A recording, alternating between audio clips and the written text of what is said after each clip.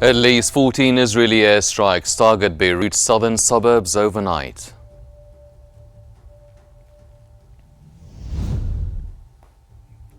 The Iranian foreign minister warns that the Israeli wars in Gaza and Lebanon could spill over beyond the Middle East.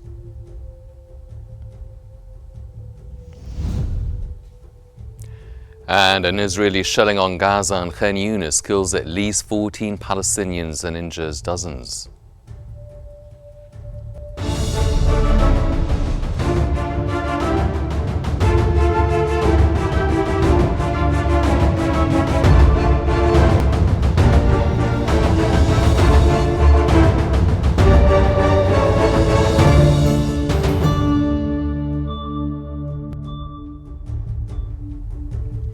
It's 4 p.m. Cairo local time and you're now watching Q News. We begin today's bulletin with the latest developments in Lebanon.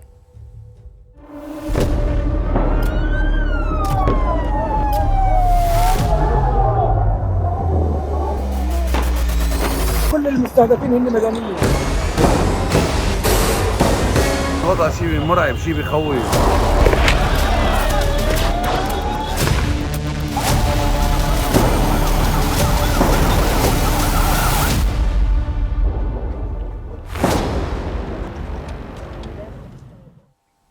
A massive fire broke out in Beirut's Al Hamra neighborhood, engulfing more than a dozen cars in a parking lot and damaging a nearby building. Lebanese authorities reported that a power generator explosion triggered a series of blasts, though the exact cause of the fire remains under investigation. Civil defense teams swiftly arrived at the scene as thick black smoke billowed into the sky, prompting the evacuation of nearby buildings.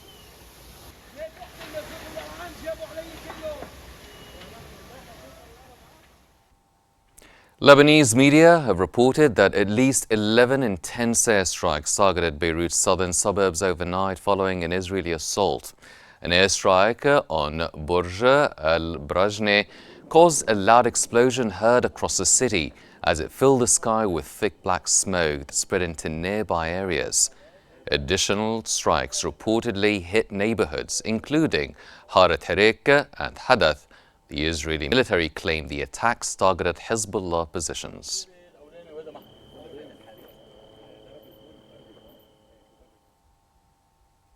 The death toll from the Israeli airstrike on Tyre has risen to 7, with more than 46 injured. According to the Lebanese national news agency, this is a preliminary count following air and drone strikes that targeted residential buildings in 2 waves. Iranian Foreign Minister Abbas Araghchi has warned that the Israeli wars in Gaza and Lebanon could spill over beyond the Middle East. Araghchi warned in a speech aired on state TV against the expansion of the war. He said that the harmful effects won't be confined to the West Asia region and that instability could spread to distant areas as well.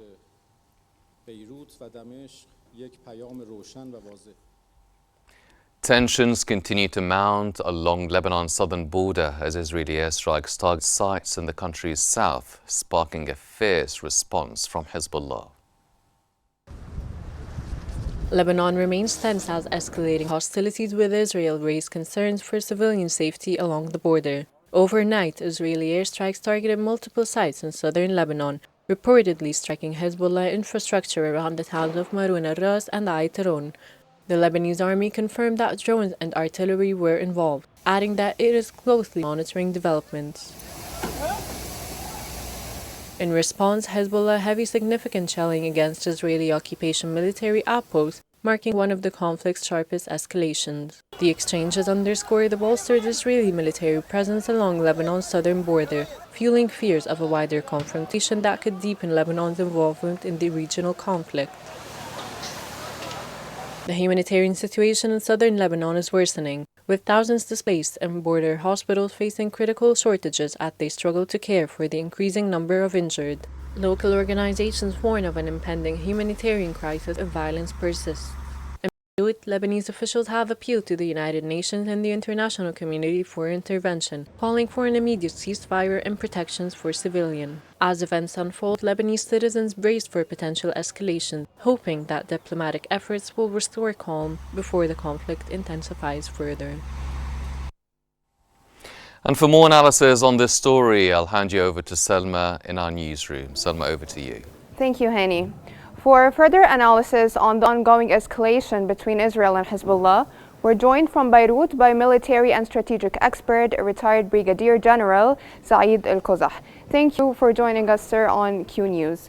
I want to start with the significant Hezbollah's targeting of the Israeli Zulun military base in northern Israel. How significant is this, and what strategic or symbolic importance does this hold?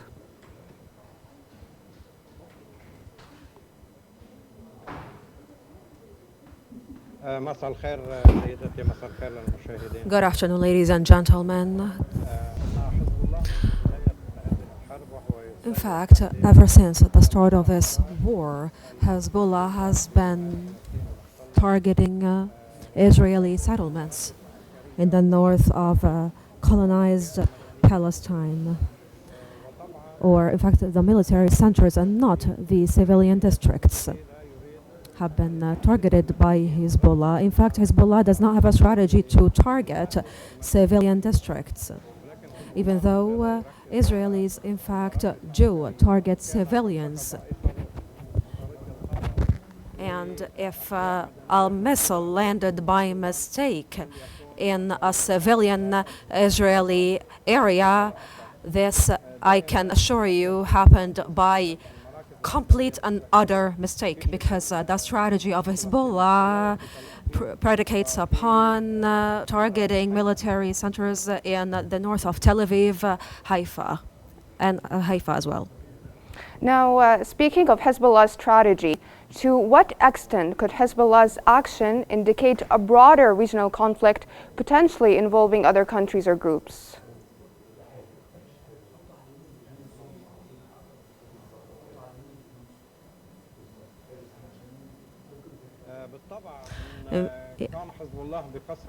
Definitely, Hezbollah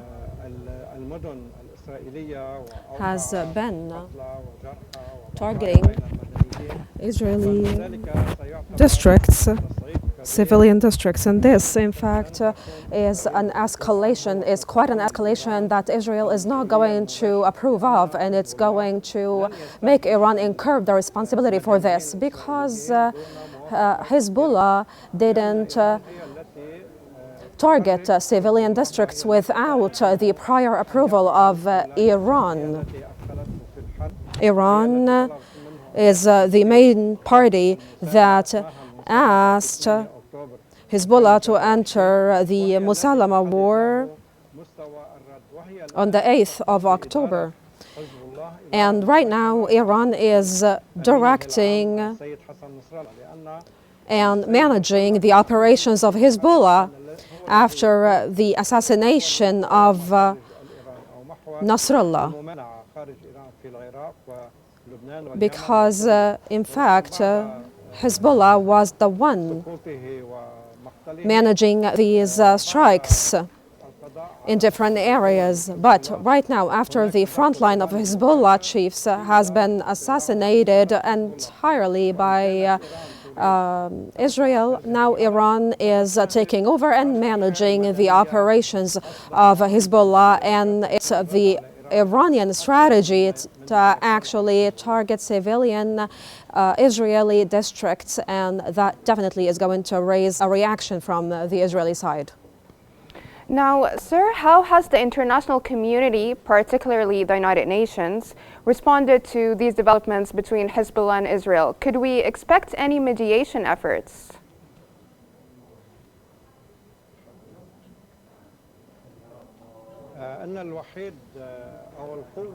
In fact, the only force that can do this kind of mediation is the United States. And we are waiting for Mr. Akshan, the American presidential envoy, to arrive to Lebanon in the coming days, because he's been, over the course of 1 year, has been trying to do some mediation between Hezbollah and Iran from one side, and from the other side between them and Israel. And in fact, the Israeli enemy was asking for the withdrawal of military forces, irregular military forces from the south of Litani, in order for Israel to return the settlements or settlers back in that region. But after the successes carried out by Israel when it comes to the infiltration of Hezbollah, and represented as well by the assassination of frontline leaders and the eradication and demolishing of ammunition reservoirs, and as well after the demolishing of the Blue Line border region. In fact, we have around 75 villages that have been demolished entirely, and they are the ones that are bordering with Israel. So right now, Israel, because of all of that, it transpires that they target the eradication and demolishing of the infrastructure of Hezbollah in its entirety, and as well they in Israel wish to undermine all the military infrastructure of Hezbollah in order for Hezbollah not be able to bounce back in the coming years and start fighting back. Now, sir, last night Israel has launched powerful airstrikes into Har Tahrik, into the southern suburbs of Beirut. What are Israel's possible military responses to Hezbollah's recent actions? Might we see a larger scale response from Israel?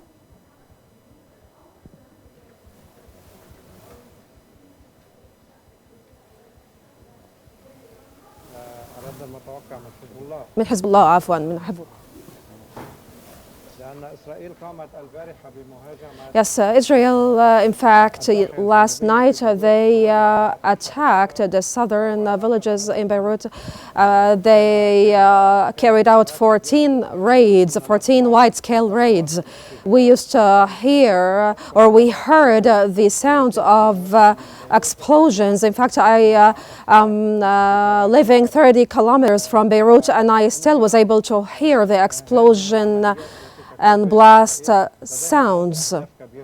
And so Israel, in fact, has a lot of vital targets that they aim to target to the south of Lebanon, because they relate to Hezbollah. In fact, we can project that over the coming 3 or 4 days, Israel is going to continue to attack these targets because they want to perpetuate an atmosphere of complete and utter instability and turmoil in the region. And in fact, Israel just wants to displace these individuals, and in fact we have around 1.5 million displaced persons right now that have been displaced from their houses, and they are residing now in leased or rented apartments or in bodies of worship like mosques, and they are just residing right now in Hezbollah venues, hosting venues like these. And for that matter, Israel has a strategy to keep on bombarding the south suburbs of Lebanon, just to keep on displacing these individuals, these Lebanese nationals residing there, just because as well they aim to perpetuate this turmoil and to eradicate the military centers of Hezbollah. That was military and strategic expert, retired Brigadier General Saeed Al-Qazah. Thank you so much for your insights. Now we're going to move back to Hani for more news and developments around the world. Thank you, Salma. The death toll from Israeli attacks on Lebanon since October 8th of 2023 has reached 3,117, with 13,888 injured. Lebanese sources reported that on Friday, Israeli airstrikes killed 12 people and injured 10 others in eastern and southern Lebanon. Military sources confirmed that Israeli warplanes carried out 15 raids in the south and 4 in the east, causing multiple casualties.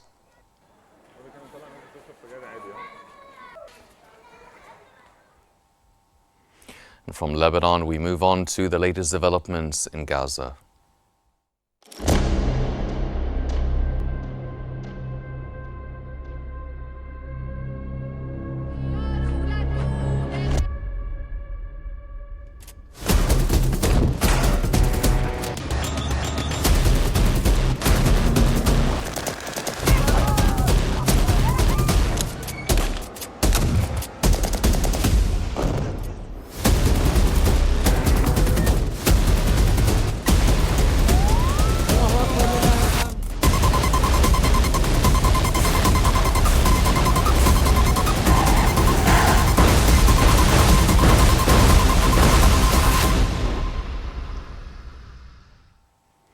At least 14 Palestinians have been killed and others have been injured in Israeli shelling of Gaza cities and Qnews since last night.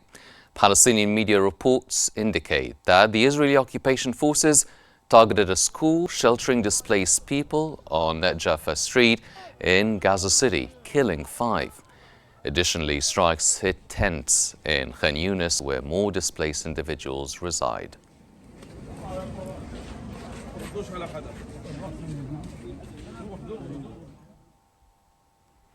One Palestinian has been shot dead during an Israeli military raid in the occupied West Bank. Palestinian health authorities reported that the occupation forces surrounded the man's home in the West Bank town of Aqaba near Tubas before killing him. The authorities also reported that the man's body is still being held by the occupation forces, who said they were looking into the reports.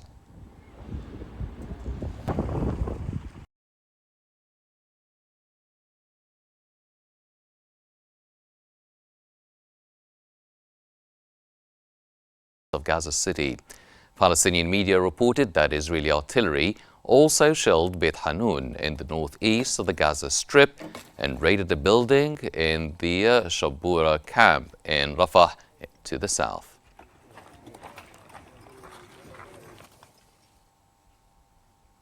The Israeli occupation forces have detained at least 18 Palestinians from the West Bank in the last 24 hours. Detentions occurred across several provinces, bringing the total number in the West Bank, including Jerusalem, to over 11,600 since the beginning of the ongoing war.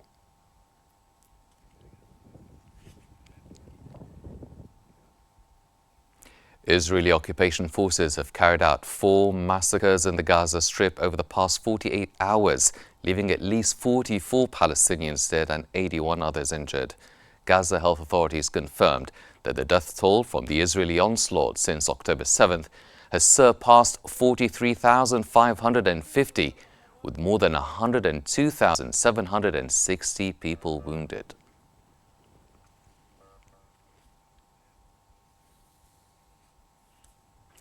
WHO Director General Tedros Adhanom has warned of an imminent famine in northern Gaza. He urged immediate humanitarian aid, especially food and medicine, to prevent severe malnutrition. A report by the Integrated Food Security Phase Classification Famine Review Committee confirmed a high famine risk, calling for urgent action from all involved parties to address the rapidly deteriorating humanitarian crisis.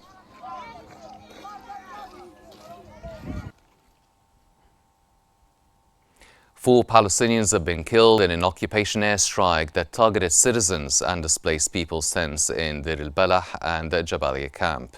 Medical sources said that 25 civilians, 16 of whom were in northern Gaza, were killed in occupation raids on various areas of the Gaza Strip since dawn today. They also said that an occupation drone opened fire on citizens in the Labasa area in Dir al-Balah and struck a tent housing displaced people. While in Jabalia camp, they targeted a group of civilians filling water.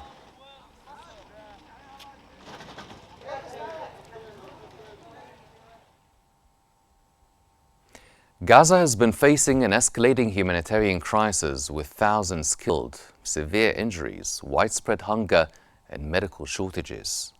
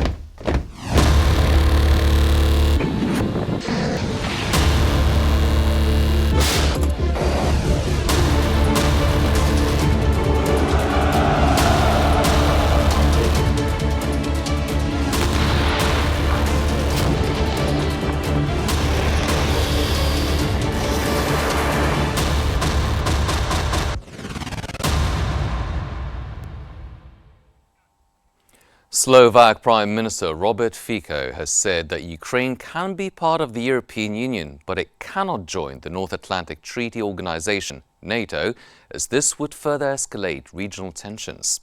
Fico also called on the West to hold military support for Ukraine and focus on dialogue to resolve the Russia-Ukraine conflict. He urged Western powers to return to the negotiating table and explore peace options.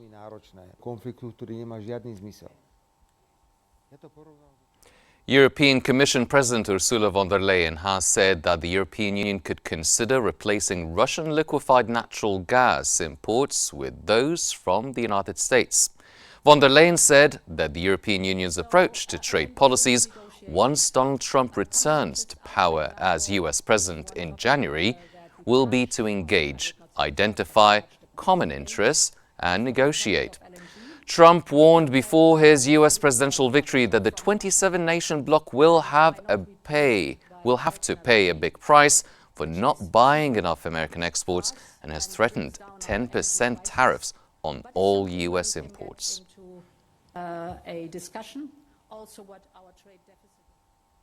Russia has claimed the capture of 6 more settlements in Ukraine over the past week, while Ukraine reports ongoing tensions along the front lines. The Russian Defense Ministry stated that its forces launched 38 precision-guided attacks using drones, with Russian air defenses downing a Ukrainian MiG-29 fighter jet and 290 drones.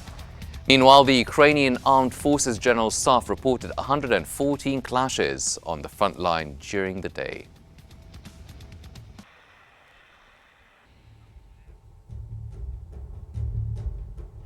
That brings us to the end of our news bulletin for now, and here's a reminder of today's top stories. At least 11 Israeli airstrikes target Beirut's southern suburbs overnight.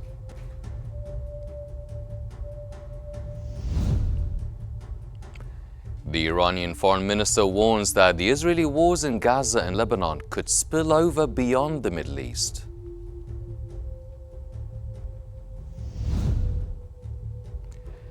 And Israeli shelling on Gaza and Qnews kills at least 14 Palestinians and injures dozens.